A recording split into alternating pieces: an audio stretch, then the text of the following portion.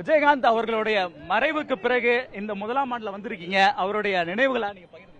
மரியாதைக்குரிய தேசிய திராவிட முன்னேற்ற கழகத்தினுடைய நிறுவன தலைவர், சிறந்த திரைப்பட நடிகர் அருமை அண்ணன் விஜயகாந்த் அவருடைய முதலாம் ஆண்டு குரு பூஜை நினைவஞ்சலிக்கு அனைத்து இந்திய அண்ணா முன்னேற்ற கழகத்தின் தொண்டர்களுடைய உரிமையை மீட்கின்ற குழுவின் சார்பாக நாங்கள் எங்களுடைய அவருடைய பெருமையை, வரலாறை நினைவு கூறத்தக்க வகையில் எங்களுடைய அஞ்சலியை செலுத்தியிருக்கின்றோம்.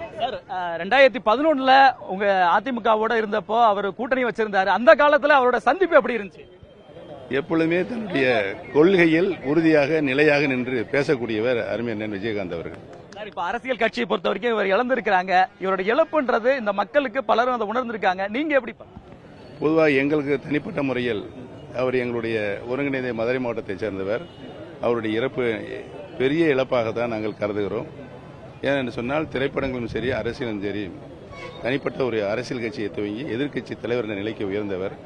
திரைப்படங்களில் தனக்கான ஒரு தத்துவார்த்தமான கருத்துக்களை திரைப்படங்கள் மூலமாக வெளிப்படுத்தியவர் என்பதை தெரிவித்திருக்கிறார். நன்றி சார். முன்னாள் முதலமைச்சர் ஓ பன்னீர்செல்வம் அவர்கள் 2011 காலகட்டத்தில் விஜயகாந்த் அவர்கள் அதிமுகவோடு கூட்டணியில் இருந்த சூழல் குறித்து விளக்கியிருக்கிறார். அதேபோன்று நடிப்பின் மூலியமாகவும் அரசியல் மூலியமாகவும் அவர் எப்படி செயல்பட்டார் என்பதை விளக்கியிருக்கிறார். புதிய தலைமுறைக்காக ஒளிப்பதிவாளர் அஸ்வினுடன் சுரேஷ்குமார்.